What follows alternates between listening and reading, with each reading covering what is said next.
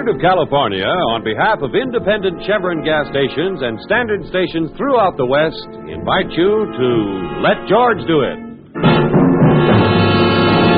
Another adventure of George Valentine. Personal notice. Danger is my stock and trade. If you're up against something over your head and need help that's strictly confidential, you got a job for me, George Valentine. Write full details.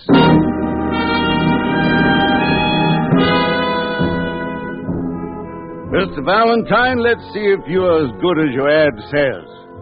I am up against something that's over my head. A river. The river my company's trying to push a tunnel under. But we're getting nowhere past. And I hate to think what the reason would be. If you figure you can help... If you figure you can be of help, I assure you we won't haggle about price. It's signed, William Kane, President. Kane and Bowers Tunnel Construction, huh? Now, I wonder where I could find a diving suit with the new look. Now, seriously, Brooksy, you must mean the West End Tunnel, the one they're having all the trouble with breakthroughs and cave-ins. I could drop in at the Globe department store. Okay, Angel, okay. But this seems like a job for an engineer, not for me. Well, there's still no harm in talking to the nice man who insists he's not going to haggle about price. As long as you insist on being mercenary, let's get going.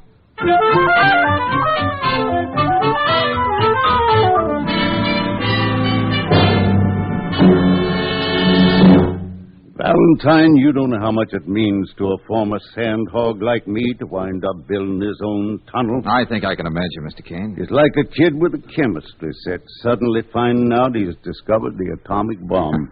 I realize this tunnel project's a pretty big thing, and you've had more than your share of hard luck. Yeah, way more than my share. What did you mean in your letter that you hate to think what the reason for these accidents might be? Well? I suppose I gotta tell you. Oh, now look, Kane, if it comes that hard, maybe you want this letter back so we can forget the whole thing. No, it's just that it's tough putting it into words. Yeah? Yeah. Me and my partner, Jim Bowers, we drove tunnel all over the world. Started as muckers, shoveling mud and slime. Got to be miners together, using dynamite and drills when you didn't even know what was going to happen next under the river. You'd think you'd get to know a guy after going through all that with him. Well, let's be blunt and put it this way, Kane. You suspect your partner, Bowers, is holding up the works here, is that it? Yeah, but I gotta be sure. What makes you suspect him at all? I found out that the company we outbid to get this job made Jim a big offer to come with them. But if he's a partner here, what's the percentage for him in a deal like that? Well, Jim's always resented that I'm better suited to run the front office up here while he has to work with the men. Oh, I get it. So if he could bunch up this job, we lost it to the Cameron Construction Company, they'd take him in there as a big shot. Well, you certainly must have talked this over with Mr. Bowers. Yeah, I did, miss, and he said that he turned the Cameron offer down flat. But how can I be sure? Now all these accidents. With Bowers always on the spot to make them happen, if that's what he wanted. Frankly, Valentine, I don't even know how you can help me. Sandhogs are a clannish crowd. You can't go wandering around down that tunnel, snooping around. Mr. Kane, suppose you let me give it some thought. George. Yeah, Brooksy. How'd you like to buy a for instance? Okay, Brooksy, I'll buy. Well, for instance, if you were a reporter and I were a photographer, we could be doing a story for a national magazine. That would get us down into the tunnel to snoop. Say, that might be an idea at that. Then you could look around. I'll tell Sanders to expect Oh, it. now, wait a minute. Hey, look, Brooksy, that's a good for instance, all right. But this business of we... Of course I meant we. Why do you think I came up with the idea? Okay, you arrange it, Kane. I think we're going to take a crack at it.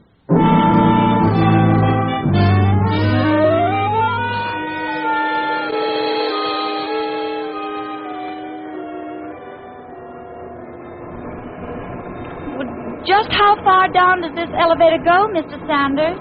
About 30 feet, miss. Oh, well, that's not too bad, is it, George? Oh, no. That part of it's all right. I'm thinking of what happens later.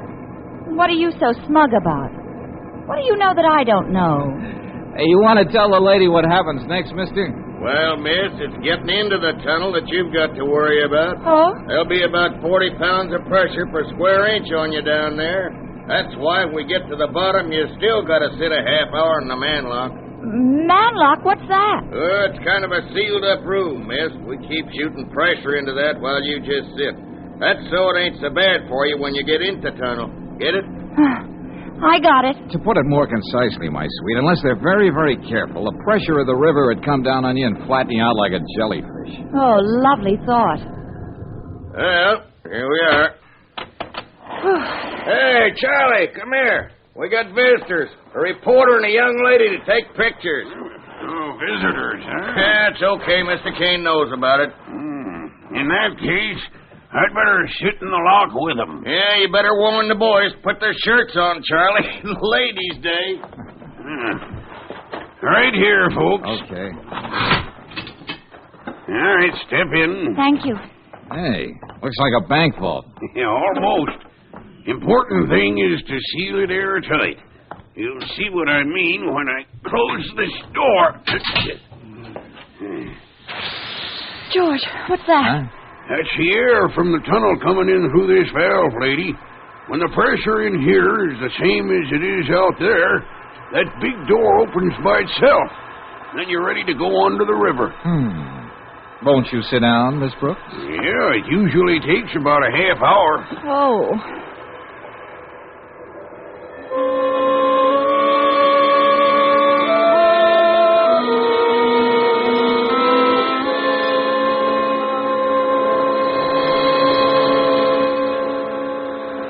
Just about a minute more now. You all right, Brooksy? I'm just swell. But my ears. It's even worse coming out. You're in too much of a hurry. That's when you can get the chokes and the bends. Nothing like having things to look forward to. You'll have to put these little metal tags around your neck. Huh? What are these, Charlie? All sandhogs wear them. It's in case you're found staggering around.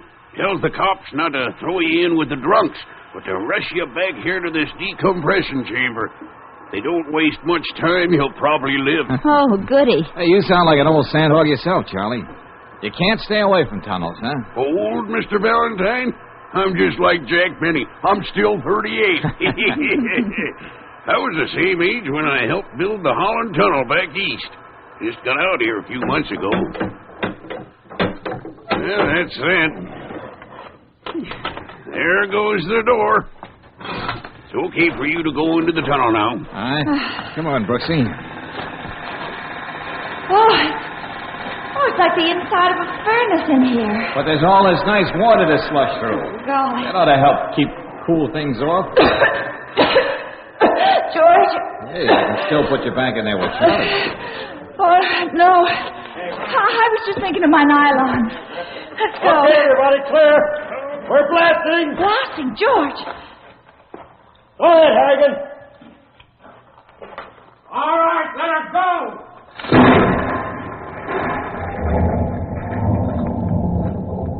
That'll do it. Now we can go up to the other. Hey, where'd you two come from? You Bowers? Yeah, what are you doing down here? And with a girl that bring me more trouble. Trouble? Look, Mr. Kane said it was all right for me to do a story about the tunnel. The young lady is here to take the pictures. Story. That old Kane's got to think up there. I'd like to go up and tell him a few things. Howard! Hey, what's going on? Howard! Yeah. Got to break through at the tunnel head. What? Yes. It's bad this time. The scaffolding came down with a lot of guys on it. Scaffolding come down on every job. Young Tavis is down there, caught under all that rock and sand. We got to get him out. I'll get the ambulance, Harrigan. But you get back there. Heights up that break. Go on. Davis wouldn't be there now, Bars, if you sent that gang up tunnel far enough when the blast come off. Look, Sandhog, don't tell me how to build a tunnel. I'll tell you anything I want. Okay, if you want to play... Pick yourself up and do what I said. Okay, reporter, there's a story. How we lost another day. Yeah, what about the man you just lost? This is one accident they won't blame on me. A woman in the tunnel's the worst jinx there is. Kane knows that. I got to phone upstairs for an ambulance.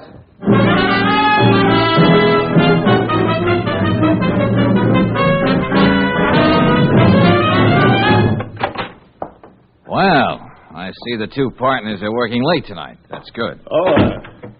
Valentine. To get a good story out of that accident today? Now, look, let's stop kidding each other. You know I'm not a reporter, Bowers. I wasn't born yesterday. I know Kane had you checking on me. Why shouldn't I? You know we can't go on much longer this way, and you're in charge.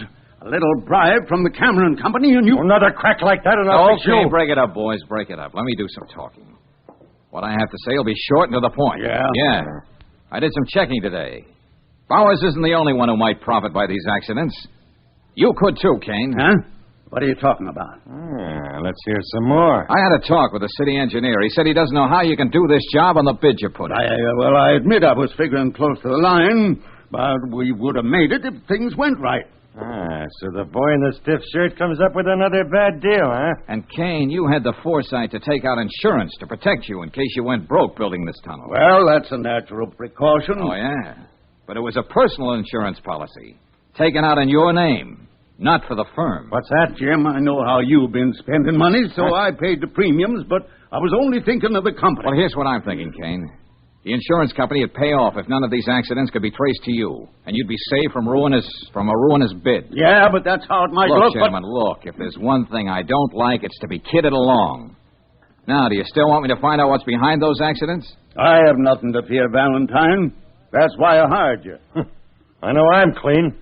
Go right ahead, Valentine. Okay. If you're sure that's what you want. Of course. You heard what I said. Yeah, but just remember, if I dredge up something from the bottom of that river that you don't like, you're the guys who ordered it.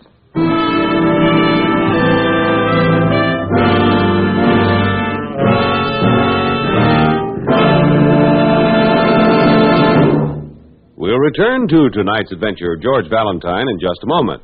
Meanwhile, a word about parlor pastimes. Remember this game a few years ago? Somebody would say, knock, knock, and you'd say, who's there? Many a good gag and many a laugh came out of this game. But at the same time, there was another kind of knock-knock that was no laughing matter. For it was in your car's engine. And engine knocking often caused overstress of parts, severe temperatures, waste of power and gasoline. Today, motor fuel engineers have this problem under control. At Standard of California, they blended several different gasolines into one great motor fuel, Chevron Supreme gasoline.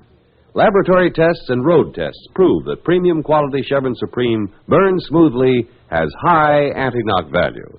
In your new car or an older one, try Chevron Supreme yourself. Besides anti-knock value, you'll find it has all the qualities your car needs for good going. You can get Chevron Supreme gasoline at standard stations and independent Chevron gas stations where they say and mean, we'll take better care of your car.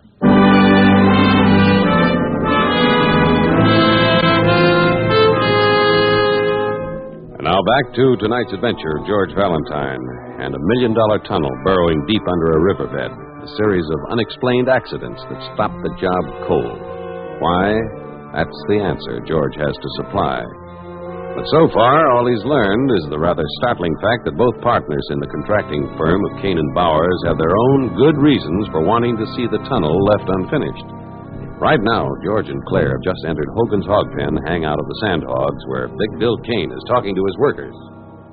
And I know we've been falling behind down in the tunnel, but you know Jim Bowers and me were Sandhogs ourselves.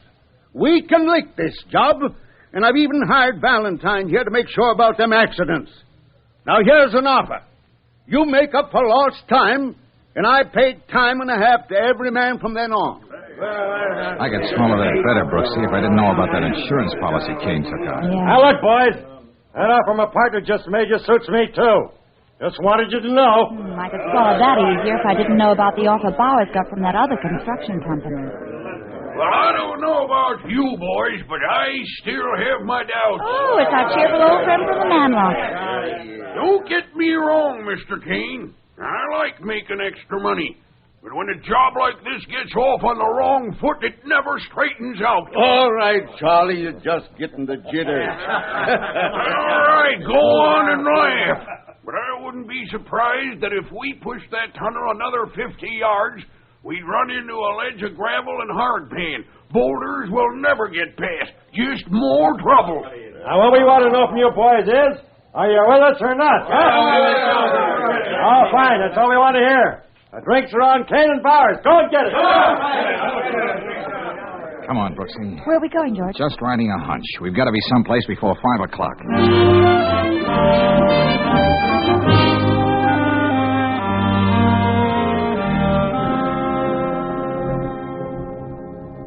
I wish you'd hurry, Mr. Valentine. You know the Bureau of Harbors and Waterways closes at 5 o'clock. Yeah, sure. Be through in a minute. Yeah, I think I found the map I want. Topographical survey, riverbed, section B, Oleander through Perry Street. Uh-huh. Well, that's just where the tunnel is being built, George. Huh? Very interesting. Yeah, and this would be around Pier 19. What are you talking about? I'm not quite sure, Brooksy. But we're going to ride that hunch a little harder.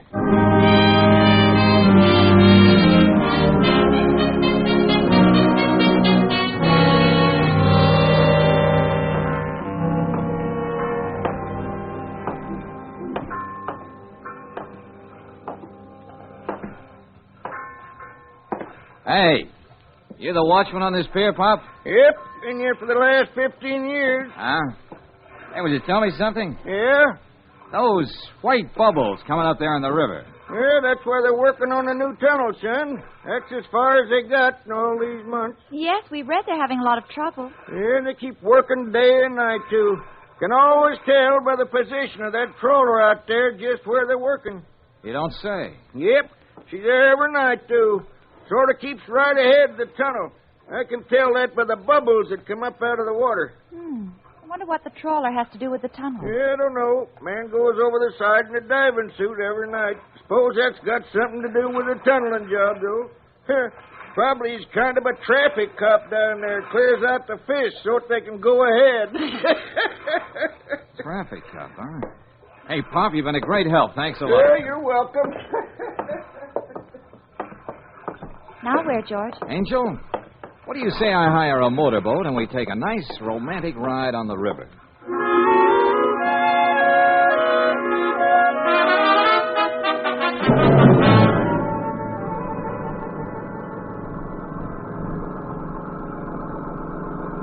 Okay, George, I agree with you.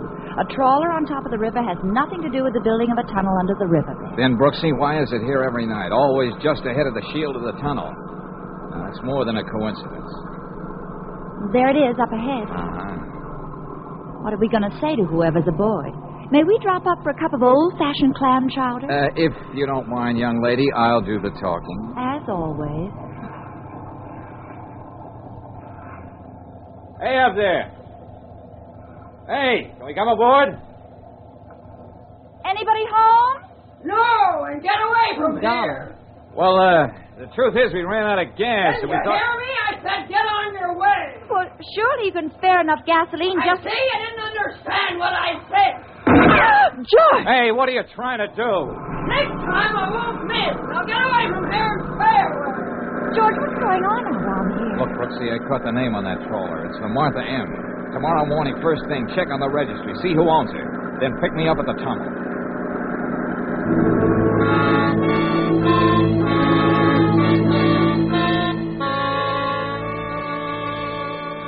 You were down in the tunnel early this morning, Mr. Valentine. I had to look around, Charlie. How long have I been sitting here in the manlock? Oh, just about 15 minutes. Seems like I just got in here. And Charlie, I don't feel so good. You'll be okay. You're an old hand at this now. You've been up and down here a couple of times. But it seems like I got hammers in my head, beating away. And you look like 6 guys lined up 6 miles away. You'll be okay when you get some fresh air.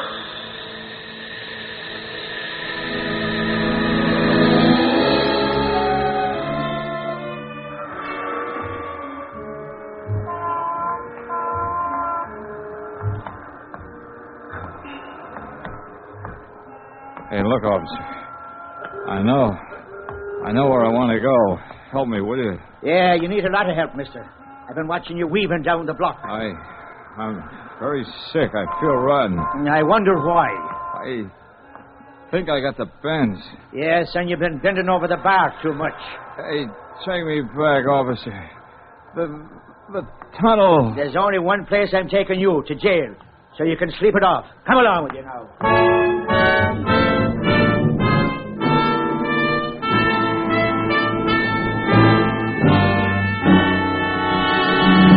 Look, Mr. Kane, Mr. Bowers, I know Mr. Valentine was here at the tunnel this morning. Okay, but what you so excited about, Miss Brooks? He was supposed to meet me at the shaft, and he never would have gone without leaving some kind of message. I wouldn't worry about Valentine. I found out what he wanted to know, and he was waiting for that information.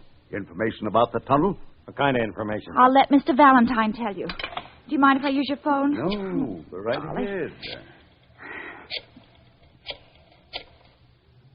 Hello? Police headquarters? Let me talk to Lieutenant Riley.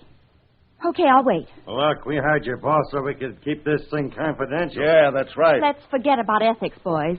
The man who's among the missing is someone I happen to care a lot about. Hello? Oh, Lieutenant Riley, this is Brooksy. Oh, I need your help. I can't find George. Oh, look, Lieutenant, will you check the jails and the hospitals and see what you can come up with? Oh, believe me, Lieutenant, I know what I'm talking about.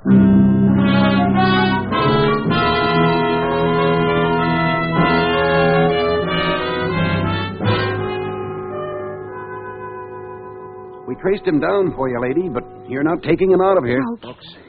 Brooksy, my Oh, head. take it easy, darling. Best thing is to let him sleep it off. Can't you see this man is sick? He's got the chokes, the bends. We've got to get him back to that decompression chamber at the tunnel. Huh? What are you talking about? Oh, well, I'll show you. Wait a minute.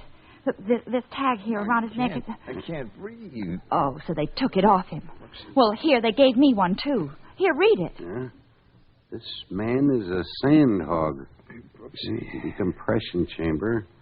Rush. Yeah. Okay, lady, you win. And I hope we make it.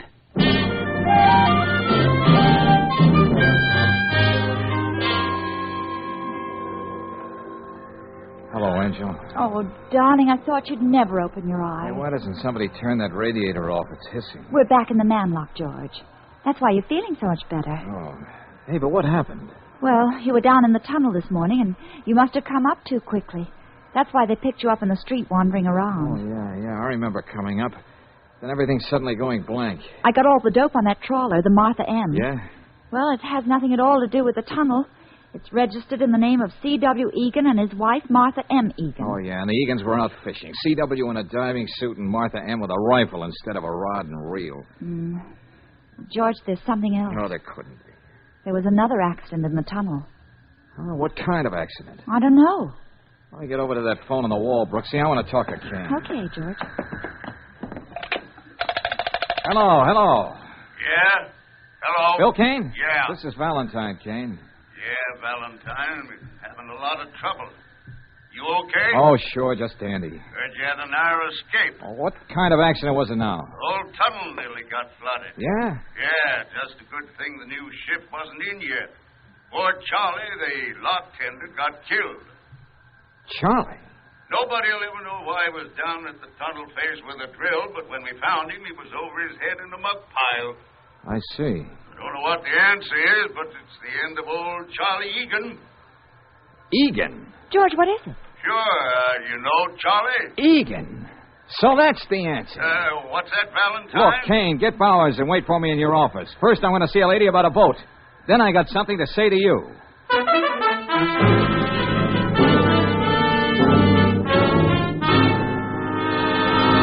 Valentine, you don't know what you're saying. Just the same, gentlemen, it was Charlie Egan who was responsible for all the trouble here at the tunnel. That doesn't make sense. He was just a lock tender. We gave him the job more out of pity than anything else. Okay, then listen to this. Do you remember what Charlie said at the hog pen? Not particularly. He said if the tunnel went another 50 yards, it would run into a ledge of gravel, hardpan, and boulders. Well? Well, the map of the Bureau of Harbors and Waterways didn't show it. But Charlie knew exactly what he was talking about. How would he know that? That's funny. I asked myself those same questions. How would an ordinary sandhog just in from Chicago know the exact topography of the riverbed? Yeah. He suspected I was getting wise and saw to it that I got a good case of the bends this morning. Just to make sure I was a dead duck, he took that tag from around my neck. Yeah, but why? Was he crazy? Well, that's a matter of opinion. Now, I didn't want to believe the reason myself when I found out. I talked to Mrs. Egan. She's the lady on the boat. Now, she's in the outer office right now. Suppose we have her in and see if it's any easier for you to believe her story. Anything you say, Valentine. Okay. Will you come in, please, Mrs. Egan? All right. I want you to repeat just what you told me. Well, what shall I tell them? The two people wasted their lives looking for a will-o'-the-wisp, a treasure you were always going to find the next day. Treasure? Yes. Sensible people don't believe in buried treasure and sunken ships bulging with gold, but Charlie did. Now, wait a minute. He was the eccentric C.W. Egan, who spent a fortune and 20 years of his life looking for ships that had sunk with treasure aboard. And fantastic as it may seem, gentlemen, he found one. Didn't he, Mrs. Egan? Just a couple of months ago. He went down into the river every night. He kept prowling around the hull of that boat. He knew that there was gold there somewhere. He kept saying he'd find it any day now, his treasure. And then Kane and Bowers started to drive a tunnel. Yeah. Charlie knew it was going to meet head-on with the Granada, the old Spanish galleon he knew was there. It became a race against time. That's why he got a job here. Did all he could to keep the tunnel from getting any farther. Yeah. And at night, every night, he'd go down to look some more. And I'd help him. And today was his last desperate attempt to flood us out. Yes. He wasn't going to see anybody get to his treasure as long as he lived. And he kept his word.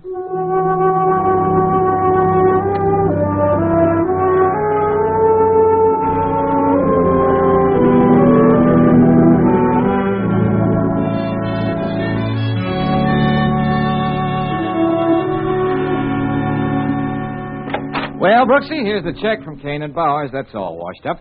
So what do you say we go out stepping tonight? Oh, well, darling. Hey, did you see the paper this morning? No, why? Well, they raised the Granada out of the river last night. They did? And there was a treasure chest, just as Charlie knew all along. Oh, so old Charlie was right after all. Yep, a chest packed to the brim with old Spanish coins. George, how romantic. Oh, yeah, but old Charlie wouldn't have been too happy about it. No, why? No. The whole batch was worth about $100.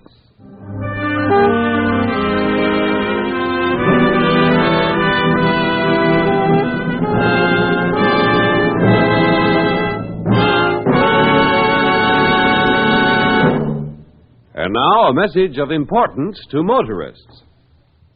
Maybe you've got your vacation trip all mapped out, but how about the family car? Before you start out, better make sure it gets a thorough vacation check at your standard station or independent Chevron gas station. They'll inspect your tires, battery, spark plugs, and oil filter. They can tell whether there's any risk of your fan belt getting out of kilter. And they'll make sure that each vital lubrication spot is okay. Besides helping you get off to a good start on your vacation, there's another thing about independent Chevron gas stations and standard stations. Wherever you motor in the West, you're never far from their quality products and superior services. And don't forget, whether you're on a vacation or just motoring around town, these are the service stations where they say and mean, we'll take better care of your car.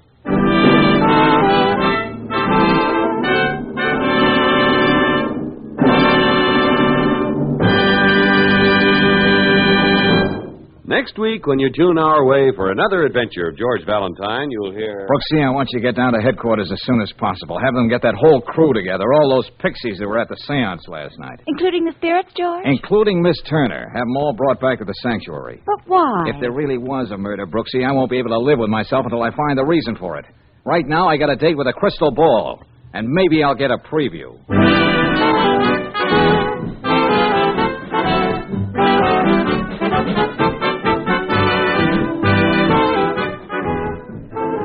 Tonight's adventure of George Valentine has been brought to you by Standard of California on behalf of independent Chevron gas stations and standard stations throughout the West.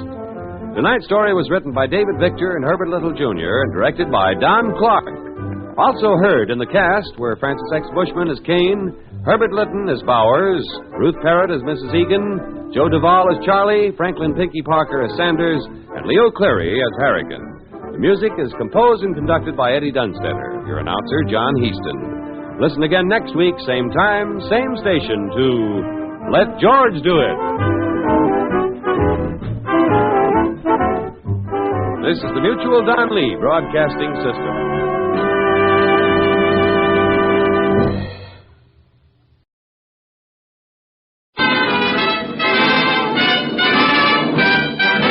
Standard of California, on behalf of independent Chevron gas stations and standard stations throughout the West, invite you to Let George Do It. Another adventure of George Valentine. Personal notice. Danger is my stock and trade. If it's too hot for you to handle and far off the beaten track, you got a job for me, George Valentine. Write full details.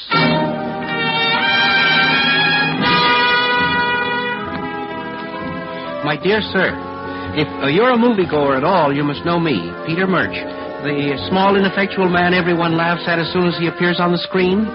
But there's nothing humorous about my present dilemma. After 30 years, I'm to be starred in my next picture. But unless you can help me, I'll have to say no to this dream of a lifetime. This is hard to explain in so many words. But if you'll meet me at the Farm Food Vegetarian Restaurant at 1 o'clock today, I'll explain everything. Signed, urgently, Peter Murch. Oh, sure, Brooksy. You know, that gnome-like character from the movies? Oh, Casper Milquetoast himself. That's the guy. The henpecked little man who puts galoshes over his rubbers when it rains. George Valentine, maker of stars. Hey, I wonder how I fit into this Well, I can't wait to find out. Well, then, on to Mr. Murch. Oh, but just one thing, George. Yeah, what's that, Angel?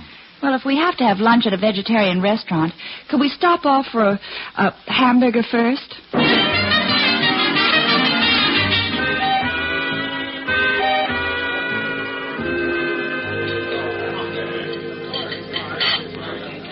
Veggie burgers. I insist we have veggie burgers for lunch. Veggie burgers? Yes, indeed, Miss Brooks. And if I didn't tell you, you wouldn't know they were made of nuts and choice legumes. Peas, beans... Yeah, I'm sure they're going to be real tasty.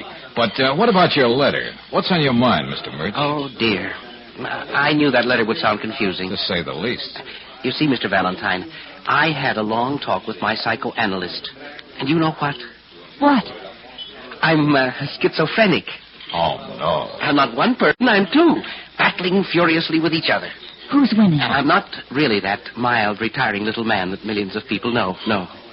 There's another side of me that craves excitement, even violence. Oh, now, wait a minute, Mr. Murch. But it's quite true, young man. My psychoanalyst tells me I just can't go on being a house divided. No. I simply must involve myself in some kind of exciting adventure. Well, what does your doctor expect you to do? Go out and kiss the first beautiful blonde you see on the street? No. I'm serious, Mr. Valentine. Look at me. Practically a nervous wreck. I simply can't go on being the prim Peter Murch my public expects of me. When the director says, lights, camera, I begin to shake. That's the other side of me coming out. Oh, that's bad. Yes, I break into a cold sweat. I feel like screaming. Right out there in front of everybody. Well, maybe all you need is a good scream. Oh, no, it isn't that simple. My psychoanalyst says I've been playing the timid soul in my personal life as well as on the screen. And it's affecting me. Anyway, I can't go into this new picture. Oh, but Mr. Murch, you've worked so hard all these years. And this is your first starring role. And it would be my first failure, too, in my mental condition. And you want me to provide the excitement? Yes, Mr. Valentine. Perhaps introduce me to some low, disreputable characters. Take me to places where almost anything can happen, you know. You really think that would help? Well, my psychoanalyst seems to think so. You will help me, won't you, Mr. Valentine? Well, I'll pay your regular fee and whatever expenses we incur. Well, okay, it's a deal. We'll see what forms of mild excitement we can find for you. Oh, thank you, Mr. Valentine. I'll be grateful to you as long as I live. Can we start now? Oh, hey, wait a minute. I have to make some plans. What about 8 o'clock tonight? You see, I usually don't go out hunting excitement, Mr. Murch. As a rule, it just happens.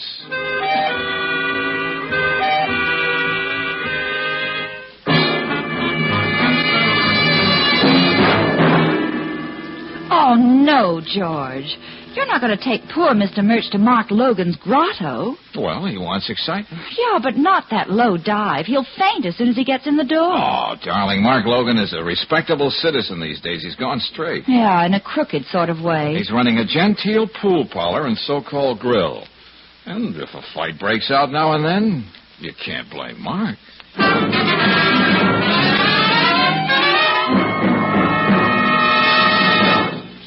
Try and hit me with a pool cue, are you? You had it coming. I seen you move that number 7 ball when you thought I wasn't looking. Why do you... Oh, Mr. Valentine. Oh, my goodness. This'll show you. Well, there you are, Mr. Murch. Life on the raw. Oh, my, this is exciting. 3rd brawl in 1 hour. Just what the doctor ordered. Okay, let that monk get up or beat his brains in. Oh, yeah, I'll tell you apart. Come on now, you two lugs. Break it up and get back to your game. I'm running a respectable joint here. Not yet, Logan. Not before I split his skull with his chair. Oh, no! My goodness. Oh, another inch, Mr. Merchant, that chair would have parted your head. Yeah, and permanently. Okay, beat it, both of you. Finish it out in the alley. All right, Logan, it won't take me long. I'll make you look like a pound of hamburger, brother. Now, forget it. You gotta excuse him, Mr. Valentine. The boys get kind of playful once in a while. Oh, sure, Mr. Logan. And you lose more pool cues that way. Oh, Mr. Murch, we'd better get out of here before things really get rough. Oh, I wouldn't think of it for a moment. I'm just beginning to feel better. Oh. Mr. Murch. Yes, Mr. Valentine. Here's a nickel. Well, thank you. Why don't you get something on the jukebox over there? I want to talk to Mr. Logan a minute. This is so exciting. Evening, I've been waiting. Don't pay no attention to them numbers, Mr. Murch. Wherever you put your nickel, all you get is Mother McCree. That's my favorite. George, I'm afraid we've underestimated our timid soul. Can't get enough. Yeah, and you certainly did your best, Logan. Yeah, which brings up a point, Mr. Valentine. I don't want to be mercenary or nothing like that. Yeah? But there's a question of money. Joe and Alex just now almost killed themselves. There's them other two fights we framed up. Okay, Logan, here you are. This ought to take care of the boys. Yeah, thanks. Say, if I knew you was willing to pay this much, I could have fixed up something real messy for the old boy. Oh, that song. Ain't it beautiful? Mother McCree. Yeah, sure. Got any other ideas for excitement, Logan? Well, that little guy don't scare easy. Now, wait. How about this? When you people leave the joint, I'll get the boys to drive up in a big black sedan. Yeah? They grab the little guy and take him out in the country for a spell. You mean kidnap him? Oh, I wouldn't put it that way, Miss Brooks. They lock him in a cellar for a couple of days, keep him tied up. Ain't gonna hurt him now. Oh. Hey, hold it, Logan. That's going a little too far. Yeah. I've got an idea. Yeah. And I think it'll work, too. What's that? Here's what you do. You take Mr. Murch out to the Seaside Amusement Park. Oh, after this, a ride on the Ferris wheel is going to leave him cold. It's nothing like that. You're going to take him through the Tunnel of Love. Oh, Mr. Logan, I'll admit you can find a certain kind of excitement in the Tunnel of Love. But I doubt if Peter Murch is my type. He was talking to me, Brooksy. He's not your type either. What I was thinking, Mr. Valentine, is I happen to know the guy who runs the Tunnel of Love. His name is Len Dimmick. Oh, goody, George. Maybe we can get a special discount. What I mean is I'll call up Len and have him take the trip through the tunnel with you, personal. He's one of them practical jokers, so he'll play along with the gag. Now, dream up a couple of stunts. Leave it to Len to find a way to scare the pants off you, Mr. Murch. Well, it's worth a try, Logan, and the night's getting shorter. I gotta earn my fee. You want to get out of that amusement park quick, better take Walton Boulevard. They're tearing up Grayson Avenue. Okay, thanks a lot, Logan. Oh, Mr. Murch. Yes, Mr. Valentine? If you can drag yourself away from Mother McCree, we'd like you to join us in a blood-curdling journey through the Tunnel of Love. Oh, just think of it. The three of us, alone, together. This should be real exciting.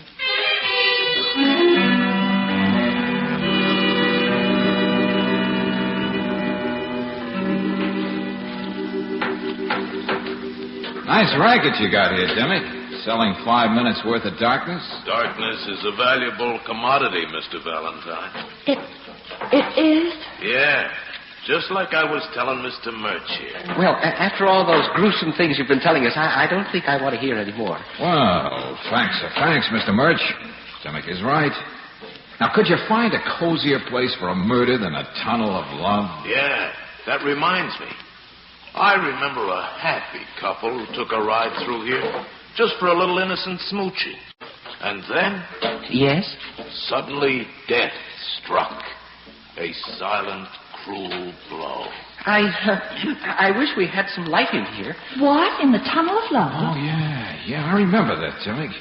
It was an unsolved crime, wasn't it? Often wondered how the poor man was killed, and how the young lady felt when she heard him scream.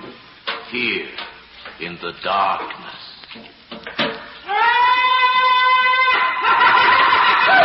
Oh, Mr. Dimmick, what was that? Oh, one of the many voices of darkness that echo through the Tunnel of Love. Just calm yourself, Mr. Murch. Well, I wasn't really frightened at all, Mr. Valentine. You're a brave man, Mr. Murch. Nobody knows what the next step into the darkness may lead to. Nobody knows... Mr. Dimmick. I think our friend missed his profession. He should have been an actor. Mr. Valentine. Mr. Dimmick, I think he's fainted. Huh? Fainted? And his hair. I think it's blood. Oh, what are you talking about? Wait. My head. Let me get to it. George, he's not there. I'll light a match. Look at him. We've got to get him out of here, get him to a hospital. In my... He's trying to say something to you, Mr. Valentine. What is it, Dimmick? What is it? What are you trying to say? In my pocket. Oh. Transfer. Yeah. Take it. Bus. Transfer. Hold on. Huh? We'll get a doctor, Mr. Dimmick. He'll take care of you. Here, strike another match, will you, Mr. Murch? Yes. I don't think Dimmick has much use for a doctor now, Brooksy. George. But, Mr. Valentine, this can't be true. Why, the things like this simply don't happen. I'm afraid this is an exception to the rule, Mr. Murch. Dimmick's been murdered.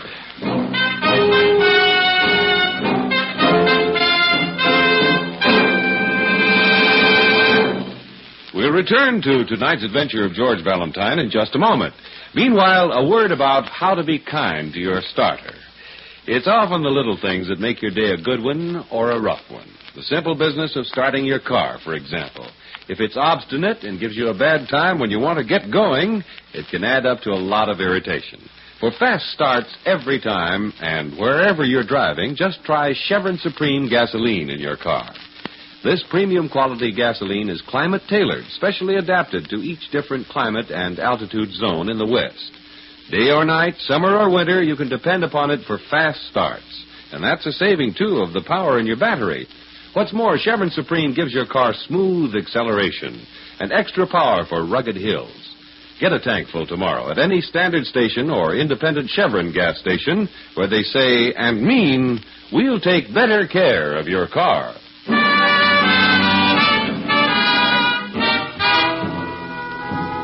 And now, back to tonight's adventure of George Valentine. Well, here's the situation. You take on a cockeyed job because that happens to be your business. A character actor wants you to provide him with some excitement because his psychoanalyst told him he's been playing the meek, timid type so long, it's beginning to affect his work. So you give Peter Murch a ride for his money, including a ride through the Tunnel of Love in an amusement park. And then, murder strikes in the darkness.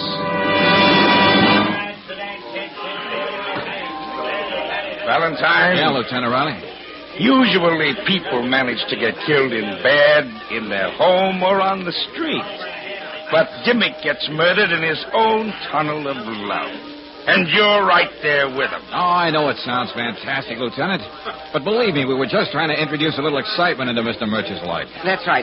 It was all very innocent. Oh, well, how was George to know anything like this would happen? Miss Brooks, I'm just a public servant. I get paid a reasonable sum each month to maintain law and order. And I don't like it when somebody gets paid to promote pool room brawls and instigate other forms of public disturbance. All right, stop quoting the police manual, Lieutenant.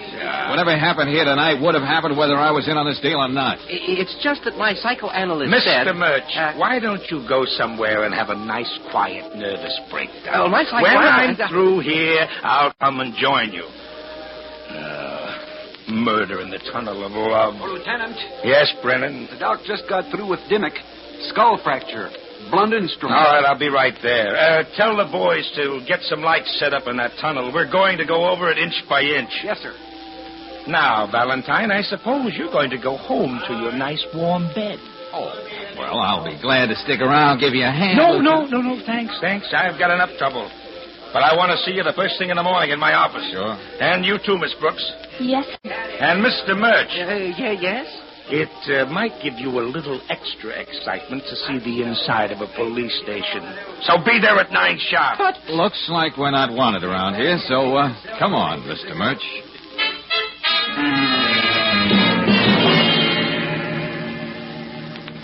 I still think I ought to drop you off at your hotel, Mr. Murch. Yes, you've had enough for one night. Well, my wife and I are staying at the Fenmore right here on Grayson Avenue. But I can tell, Mr. Valentine, you're not just giving up this case like that. Oh, no. You're up to something, aren't you? Well, Well, yeah, you stirred up a hornet's nest somehow or other, and I want to see what it's all about. And I'm going to be right there with you. Oh, hey, No, wait. there's no use arguing. George, Yeah, Brooksy? was that part of a bus transfer Dimmick wanted you to have? What do you make of it? I don't know yet. Well, why should anyone keep a piece of old transfer? Now, that's probably one of the most worthless things in the world. And only a third of a transfer at that. That man insisted that you have it with his dying breath. Must mean something. Yeah, well, we'll see what the lieutenant makes out of it. I gave it to him. Told him what Dimmick said. But you've made something out of it already, haven't you, Doc? Come on, let's have it. Well, as a matter of fact, you can tell a lot from a bus transfer, Brooksy. Even a third of a one, if you look at it real careful like. Meaning what? That it was issued by the Orange Bus Company, route number 411. And the little punch holes, one for the year, one for the month, and even the day and the hours during which it was good. You noticed all those things? That transfer was issued July 29th, 1943, between the hours of 4 and 6 p.m. All of which still means nothing to me. Not me either at this point. But I have an idea the late Mr. Dimmick meant it to provide free transportation for his murderer to the end of the line. Hey, why are we turning off, George? Where are we going? Hey, you know something, Brooksy? Riley and I don't always agree, but he knows his business, and so do his boys. We're going down to police headquarters. Well, what for, Mr. Valentine? The police don't miss much, and when they do, they make a record of it so they'll never forget. And that's where we're headed, Mr. Murch. The Department of Unsolved Crimes.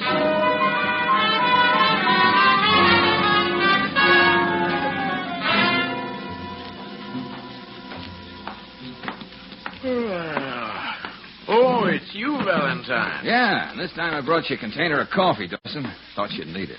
Well, the sleepier we can get down in this department, the better we like it. Who are your friends? Oh, my assistant, Miss Brooks, and Mr. Murch. How do you do? What do you want, Valentine? You know these files aren't open to the public. Well, I'm not just the public, Dawson. Your boss, Riley, told me to be down here tomorrow morning and be sure I had the right information. He said that? Oh, yeah, sure. Go on. Call him up. Check for yourself. Oh, no, as long as he said so. What do you want to know? If there were any unsolved crimes on July 29th, 1943. July 43, let's see. Oh, it's that file in the corner near the window. Okay, thanks. What are you looking for, Mr. Valentine? The murderer, I hope. You and I ought to be used to being left in the dark, Mr. Murch. Let's see. Yeah, July 1943. Let's see what we got in this folder. Stolen car, front of Grant and Company, burglary, and... Yes? And on July 29th, 5:35 p.m., $200,000 jewel robbery at Smith & Allenby Jewelers on 5th Street. The date on the transfer. Uh-huh. And that picture. That's our Mr. Dimmick. Leonard Dimmick, 38, clerk at Smith & Allenby's. No suspicion of collusion and holdup. But Dimmick was operating a tunnel of love. A lot of things can happen in a man's life in 5 years, Brooksy. Let's see that, George. No getaway car used in robbery as far as known. Passerby observed man in gray suit carrying briefcase board orange bus outside jewelry store almost immediately after holdup. Witness positive man was running from store. Oh, dear me, this is just too much for me. Traced bus driver number 602, but no information on man in gray suit. Well, that's that, kids. Now we've really got to work fast. What's the rush, George? If we don't move fast, Brooksy, there's going to be another murder.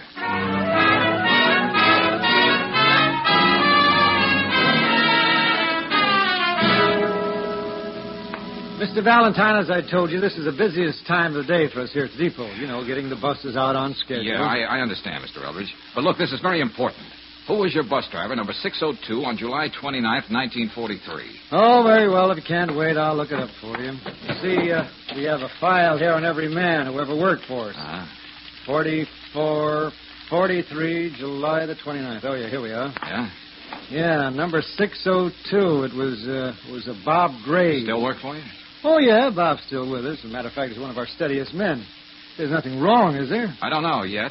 Well, where can I get hold of Mr. Graves? Why, I don't know. This is his day off. All right, what's his address? Come on. 1411 Dever Street.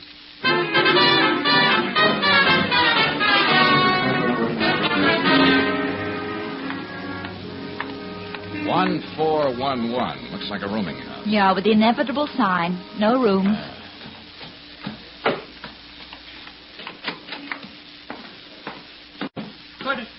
Could you take these steps a little slower, please? Oh, Mr. Murch, I almost forgot about you. No, I'm not just as young as I used to be. Who is?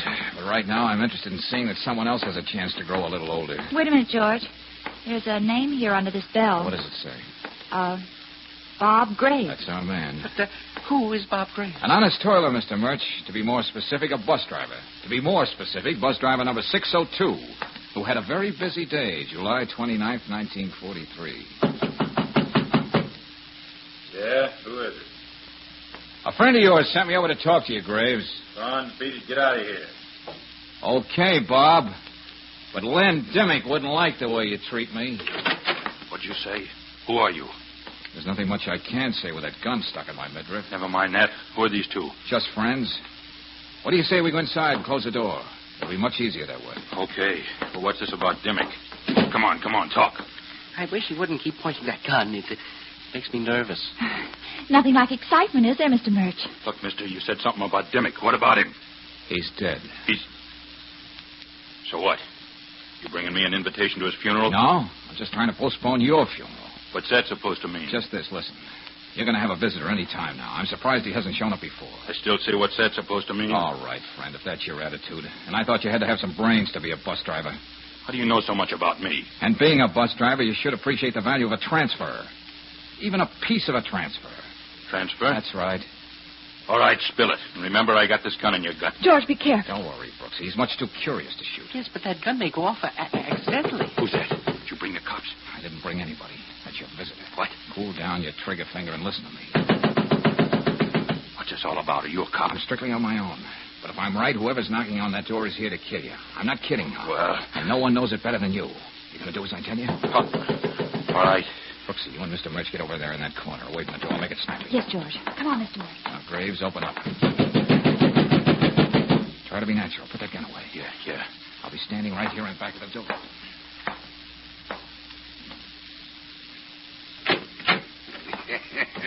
Well, Graves, I was beginning to think you were out.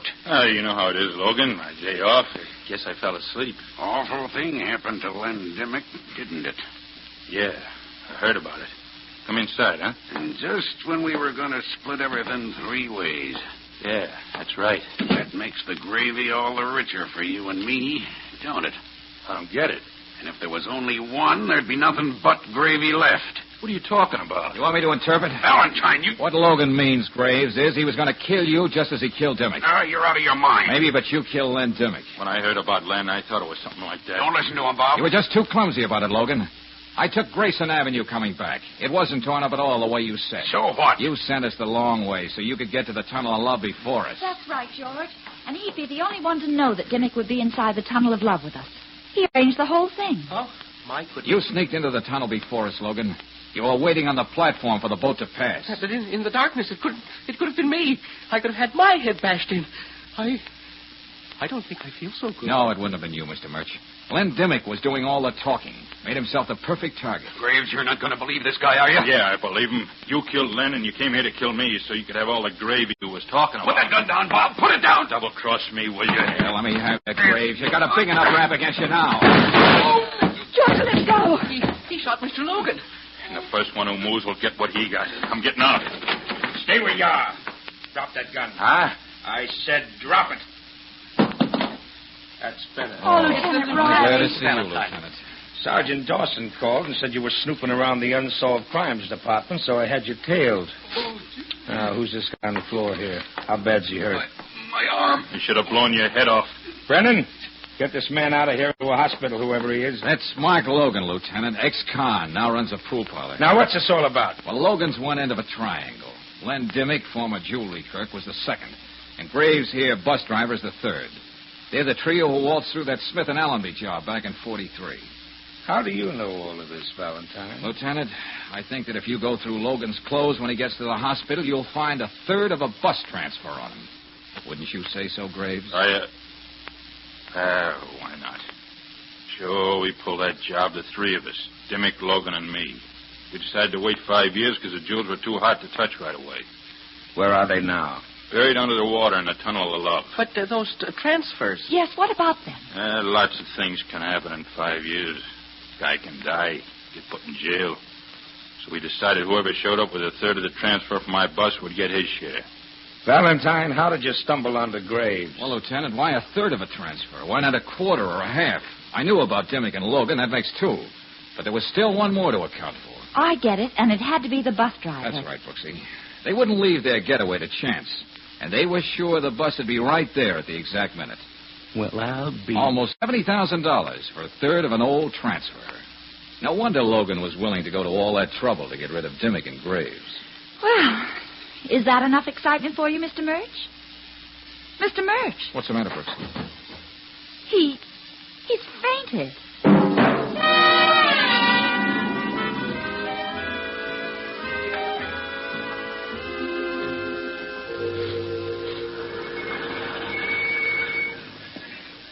Well, here we are, Mr. Murch. Feeling better? Here's your hotel, Mr. Murch. I don't know what you think about me fainting like that, but I really do feel like a new man. My psychoanalyst was so right. Think you're up to playing that star role now? Oh, yes, of course. Now that I'm convinced I'm the swaggering, masterful type at heart. Good for you, Mr. Murch. Oh, just one thing. Yes? Would you two mind coming upstairs with me? But why? I stayed out so much later than I promised. Oh? You see, Mrs. Murch is such a forceful personality.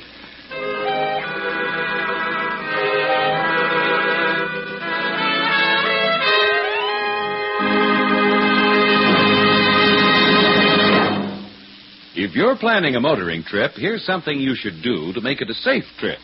Stop in at a Standard station or independent Chevron gas station before you start out and have your tires inspected.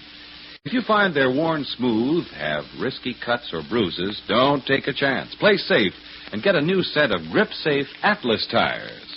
The wider, skid-resisting Atlas tread gives you greater driving protection. There's more rubber to grip the road to give you quick, safe stops and absorb road shocks. With each new Atlas passenger tire, you get a full year's written warranty against damage to the tire from road hazards. No wonder Atlas is the tire known nationally for its safety, long life, and economy.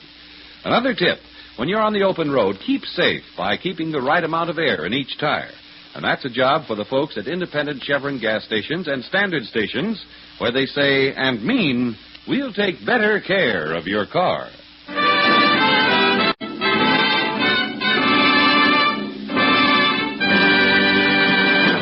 Next week, when you tune our way for another adventure of George Valentine, you'll hear Lieutenant Riley saying, "Look, Miss Brooks, my feet hurt. Let's get back to the house." Oh, please, Lieutenant.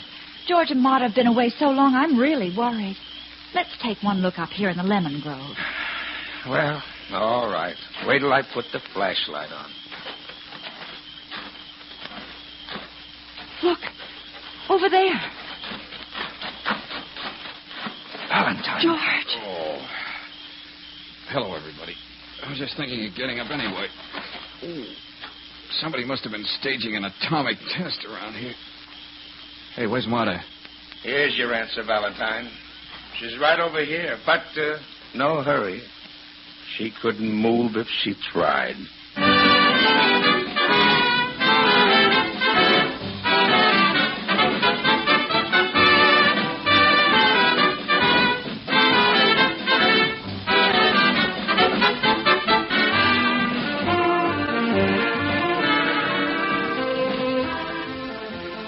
Tonight's adventure of George Valentine has been brought to you by Standard of California on behalf of independent Chevron gas stations and Standard stations throughout the West. Let George Do It stars Robert Bailey as George with Frances Robinson as Claire. Wally Mayer appears as Lieutenant Riley. Tonight's story was written by David Victor and Herbert Little, Jr. and directed by Don Clark. Also heard in the cast were Louis Van Ruten as Mr. Murch, Joe Duvall as Logan, Paul Frees as Dimmick, Arnie Phillips as Graves, and Dick Ryan as the manager. The music is composed and conducted by Eddie Dunstetter. Your announcer, John Heaston.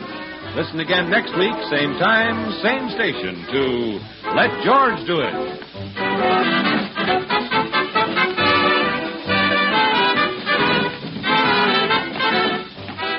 This is the Mutual Don Lee Broadcasting System.